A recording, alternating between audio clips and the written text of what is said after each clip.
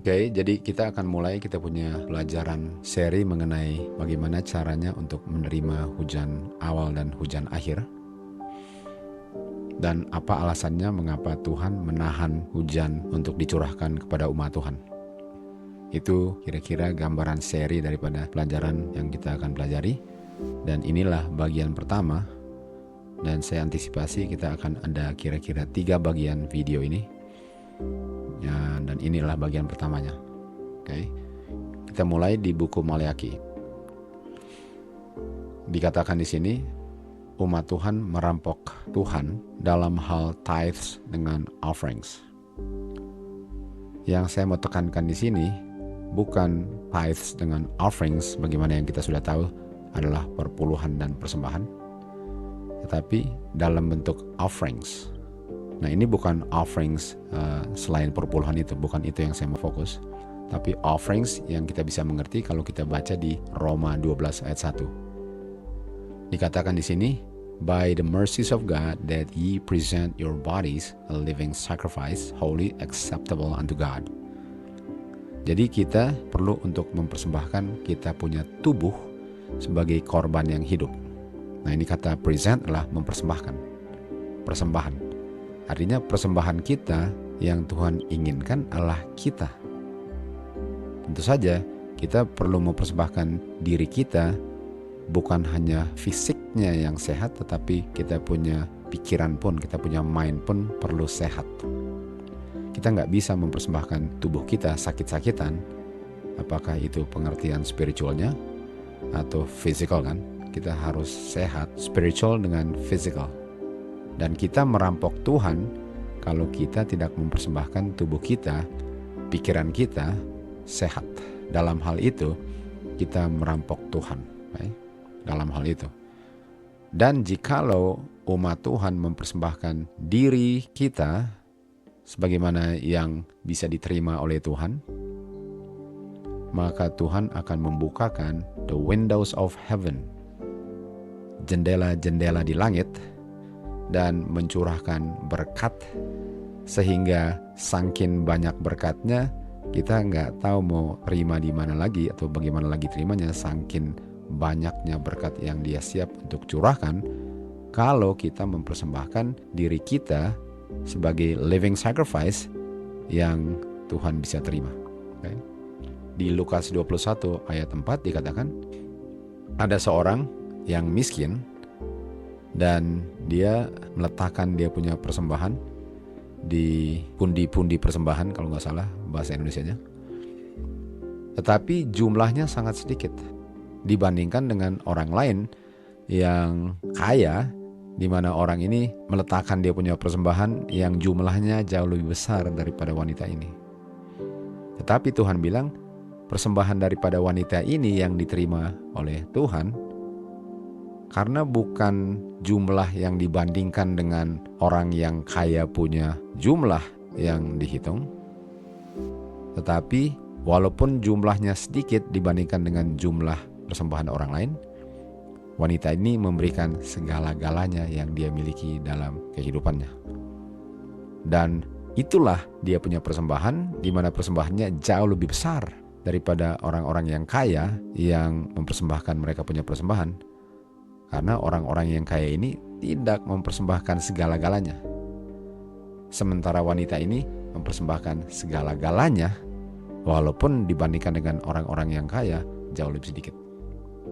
Dan persembahan seperti inilah, apakah kita punya talenta dalam melakukan apapun, apakah kita abdikan kepada Tuhan, dan segala-galanya. Kalau kita bisa nyanyi, apakah kita gunakan suara yang bisa nyanyi itu untuk kemuliaan Tuhan dengan sepenuhnya? Kita punya, mungkin bisa mengajar, mungkin bisa memberikan instruksi, dan apa saja yang kita bisa lakukan sesuai dengan talenta kita. Kalau kita persembahkan dengan sepenuhnya, Tuhan janjikan bahwa Dia akan curahkan berkat sebagaimana Dia curahkan berkat hujan di zaman Nuh di Kejadian 7 ayat 11 dan 12, di mana waktu the windows of heaven, jendela-jendela langit dibuka, lalu turun hujan, dan saking banyaknya hujan itu bumi ini dipenuhi dengan air yang kita kenal sebagai air bah. Jadi peristiwa di zaman Nuh itu adalah ilustrasi bagi kita bagaimana Tuhan siap untuk mencurahkan berkat bagi kita seandainya kita mengabdikan diri kita sebagai persembahan yang hidup, yang acceptable unto God. Karena kita adalah miliknya Tuhan. Dan kita perlu untuk mengembalikan yang terbaik bagi Dia sesuai dengan berkat yang Dia sudah percayakan kepada kita. Artinya, berkat itu dilambangkan oleh hujan, sebagaimana hujan dicurahkan waktu the windows of heaven dibuka di zaman Nuh, lalu bumi ini dipenuhi dengan air. Jadi Tuhan siap untuk memberikan hujan berkat bagi mereka yang mempersembahkan diri mereka sepenuhnya kepada Tuhan untuk digunakan untuk memuliakan Tuhan. Dan di Testimonies to Minister and Gospel Workers dikatakan, Tuhan ada appointed opportunities-nya untuk memberikan hujan awal dan hujan akhir. Dan Dia akan mencurahkannya di the channel of blessing. Ini blessing-nya yang kita baca di Maleakhi, yaitu berkat. Di situ Dia akan curahkan hujan awal dan hujan akhir di channel of blessing. Channel adalah saluran atau sungai. Sebagaimana kita tahu ada sungai yang mengalir air kehidupan yang keluar dari tahta Bapa dan Domba di surga. Channel of blessing artinya saya harus berada di situ untuk menerima hujan berkat itu. Dan di situnya ialah kita punya pertemuan gathering, gather together, assemblies seperti camp meetings, assemblies daripada home churches. Dan setiap saat kita bekerja untuk membagikan kebenaran bagi orang lain, disitulah Tuhan mencurahkan hujannya. Hujan awal dan hujan akhir. Itulah berkat yang Tuhan mau berikan kepada gerejanya. Kalau gerejanya mempersembahkan dirinya sepenuhnya kepada Tuhan, dan Dia akan curahkannya sebagaimana Dia curahkan air di zaman Nuh. Oke, mari kita lihat bahwa di zaman Elijah atau Elia, kita tahu di saat itu Tuhan menahan hujan dari umat Tuhan di sebelah utara di bagian Israel di zamannya Raja Ahab dan Jezebel kan. Di Maleakhi 4 ayat 5 dikatakan Tuhan akan mengirim Elijah sebelum kedatangan Tuhan Yesus kedua kali atau sebelum tutup pintu, yaitu Dia punya plagues mulai dicurahkan. Di saat itu Tuhan akan mengirim Elijah. Dan di zaman Elijah, kita tahu Tuhan menahan hujan sehingga tidak ada hujan untuk sekitar 3 tahun plus lamanya kan. Kita sudah tahu Tuhan tidak akan mengirim hujan kalau umatnya atau gerejanya yang mengaku sebagai gerejanya tidak mengabdikan diri mereka sepenuhnya kepada Tuhan. Dan untuk mengabdikan dirinya sepenuhnya kepada Tuhan, salah satunya ialah untuk worship God. Nggak bisa kita nggak worship God, lalu kita bilang kita mempersembahkan diri kita kepada God sepenuhnya, kalau bukan God yang di worship. Jadi di zaman Elijah, Tuhan menahan hujan, sehingga Dia punya sungai-sungai pun menjadi kering. Di Maleakhi 4 ayat 4-6, kabaran yang dikabarkan oleh Elijah, tentu saja ini akan berlakunya di akhir zaman, yaitu remember ye the law of Moses. Artinya Elijah yang dikirim ini di ayat 5 akan mengabarkan mengenai pentingnya untuk tidak melupakan hukum Musa, yaitu hukum Tuhan. Dan Elijah akan memberikan pekabaran di mana umat Tuhan yang hatinya sudah berpaling menjauhi Tuhan akan berpaling kembali kepada Tuhan. Jadi pekabaran di Maleakhi ini tentang hujan sangat ada hubungannya dengan pekabaran Elijah.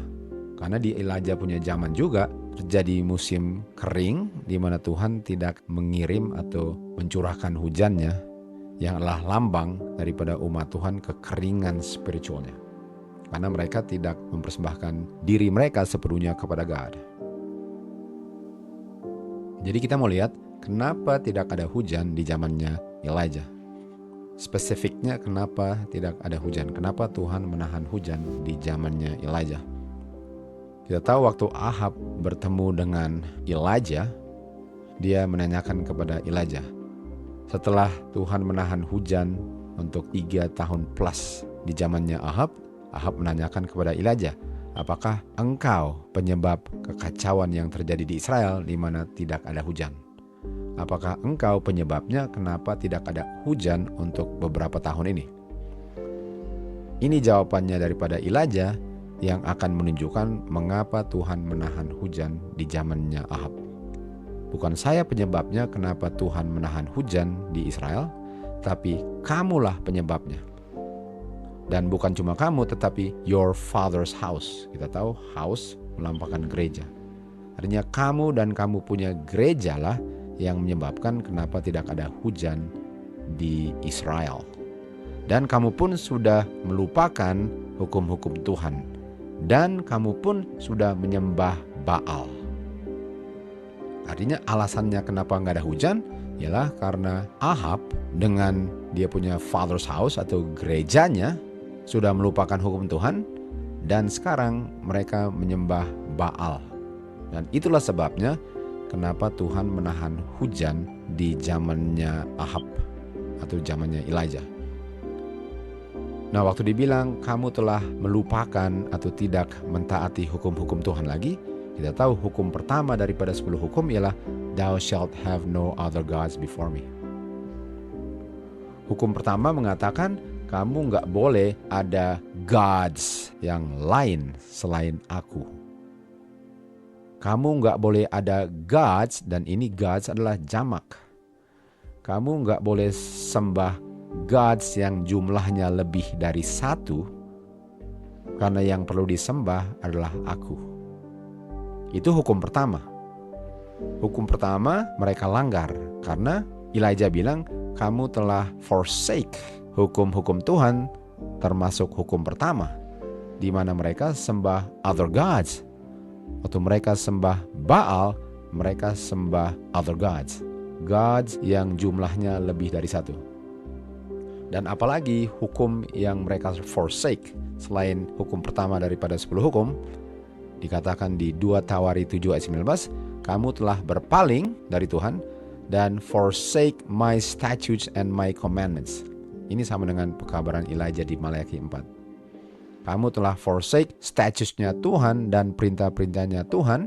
Lalu dikatakan, dan kamu sudah sembah other gods dan kamu sembah mereka.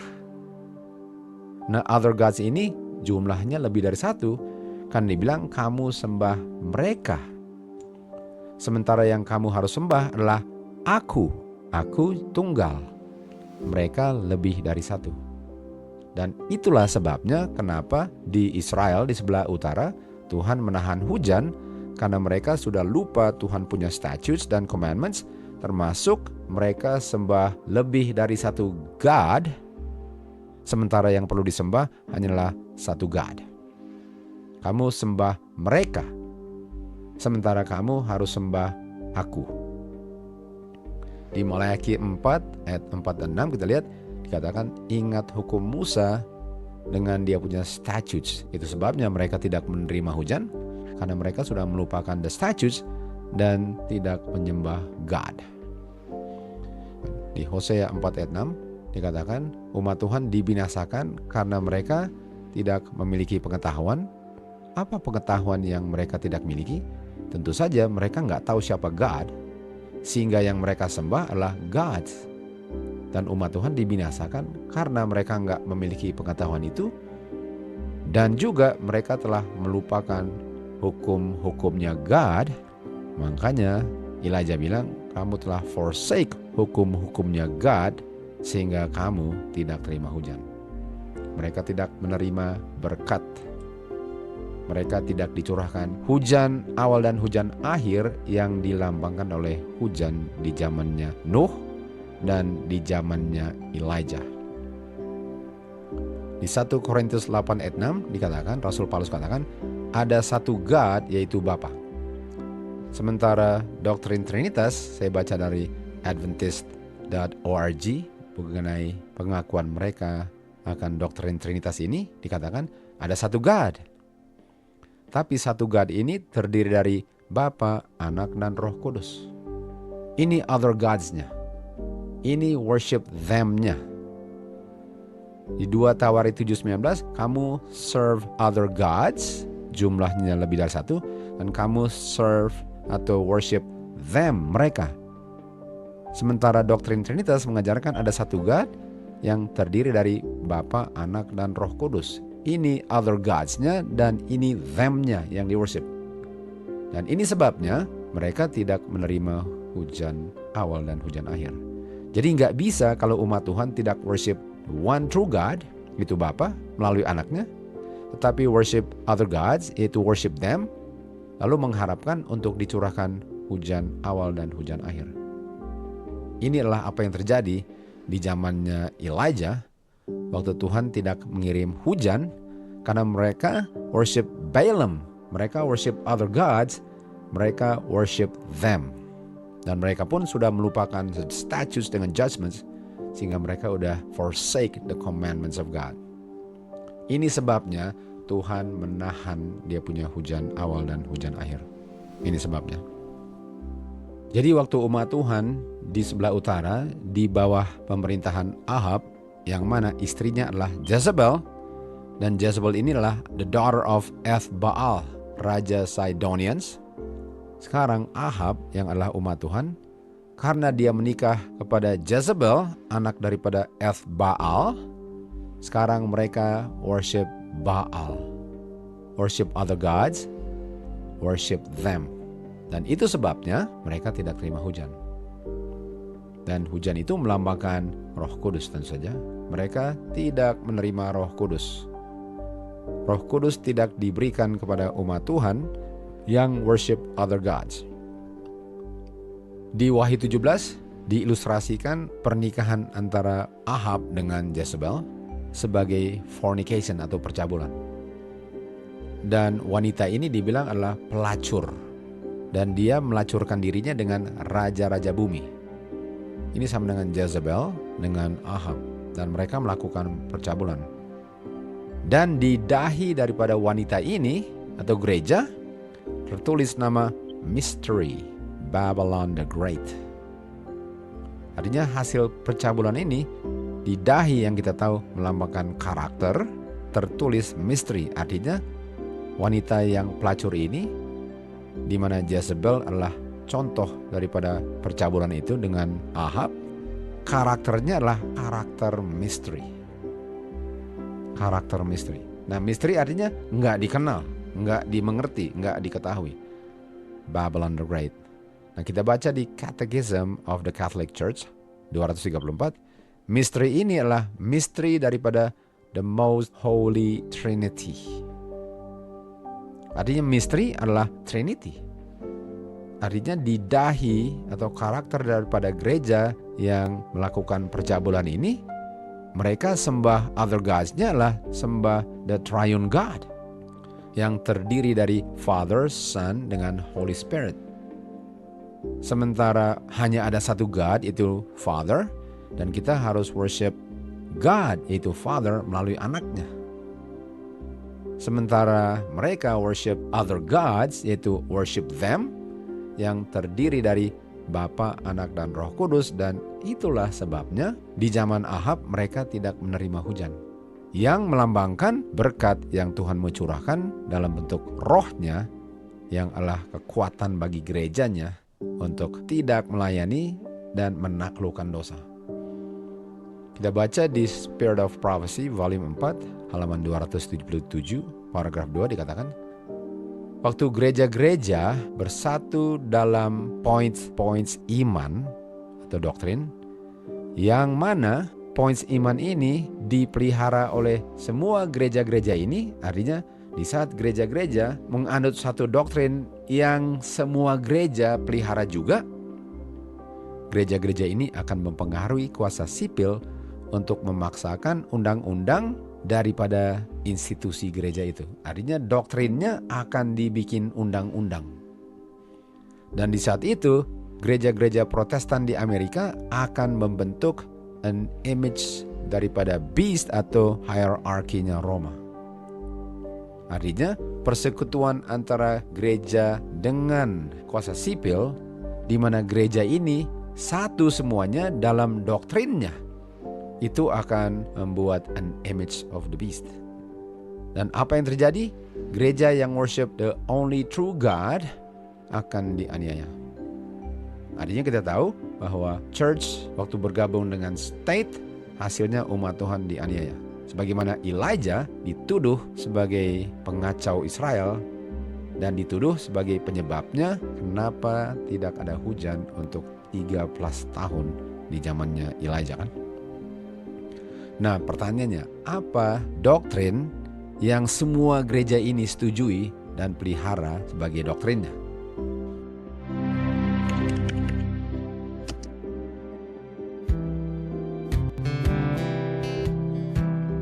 We have far more in common than what divides us. When you talk about Pentecostal, charismatics, evangelicals, fundamentalists, Catholics, Methodist, Baptist, Presbyterian, on and on and on. Well, they would all say, we believe in the Trinity. Kita baca di kutipan berikut dikatakan, after all, many will say that Catholics and Protestants both believe in the Trinity. Artinya, gereja Katolik dan gereja-gereja Protestan, mereka semua percaya doktrin Trinitas. Walaupun doktrin-doktrinnya lain selain Trinitasnya, yang penting mereka percaya God yang sama katanya, yaitu Father, Son, dan Holy Ghost, yang mana masing-masing adalah oknum makhluk ilahi. Kita kembali lagi ke Spirit of Prophecy, volume 4, dikatakan, di saat gereja-gereja yang memelihara Trinitas mempersatukan dirinya, dan sekarang mempersatukan dirinya dengan kuasa sipil, akan ada penganiayaan terhadap umat Tuhan yang worship the only true God. Dan inilah sebabnya gereja-gereja ini tidak akan dicurahkan hujan sebagaimana di zamannya Elijah. Waktu Tuhan menahan untuk mencurahkan hujannya karena mereka worship Baal, yaitu other gods, melanggar hukum pertama yang memerintahkan thou shalt have no other gods before me. Kamu worship them. Inilah penyebabnya kenapa hujan ditahan sebagaimana di zaman Elijah dan di akhir zaman juga. Sejarah sedang dan akan tetap terulang kembali. Di Wahyu 13 ayat 15 dikatakan, badan ini akan memaksakan semua yang tidak mau worship the image of the beast. Kita baca tadi bahwa the image of the beast ini adalah persekutuan antara gereja-gereja yang percaya doktrin Trinitas, yang mempersatukan dirinya dengan kuasa sipil, yang akan menganiaya umat Tuhan yang tidak worship other gods. Ini adalah yang sudah ditulis di Wahyu 13 ayat 15.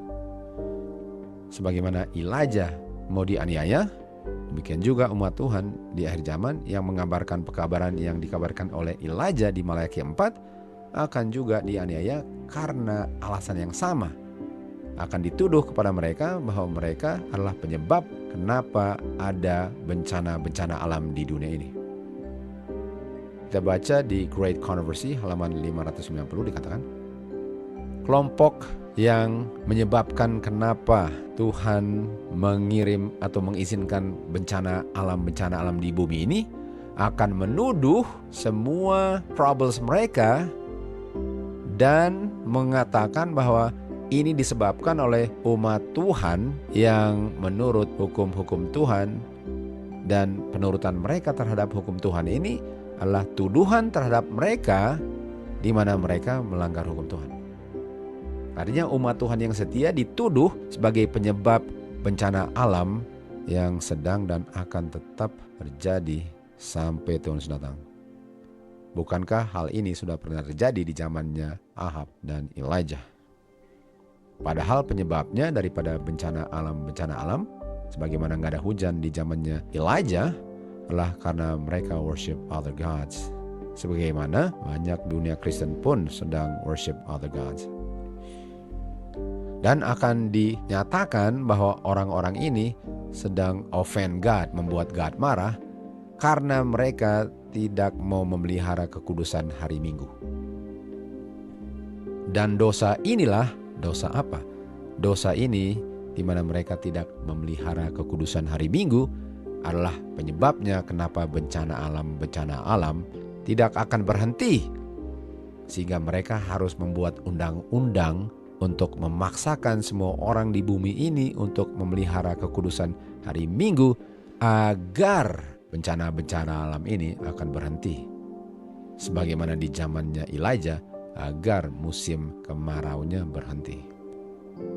Dan mereka semua yang memelihara hukum keempat dikatakan adalah penyebab daripada bencana alam karena mereka tidak mau menguduskan hari Minggu dan merekalah pengacau bumi ini.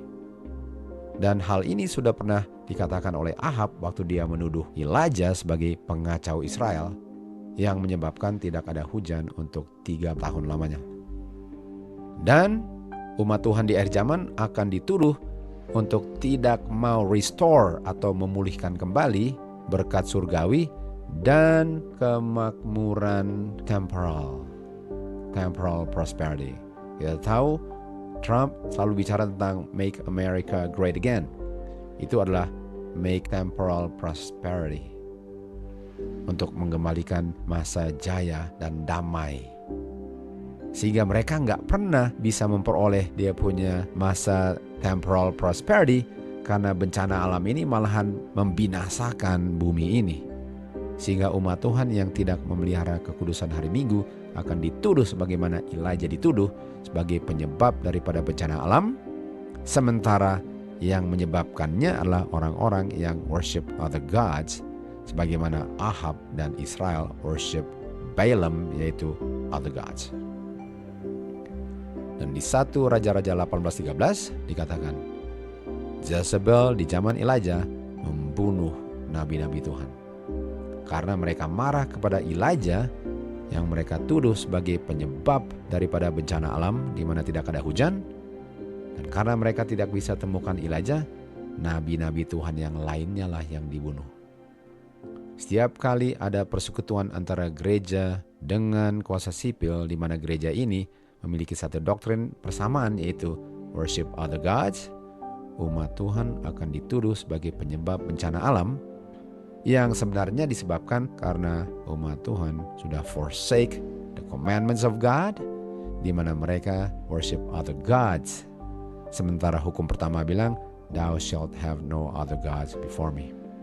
Worship God yang menciptakan langit dan bumi melalui anaknya.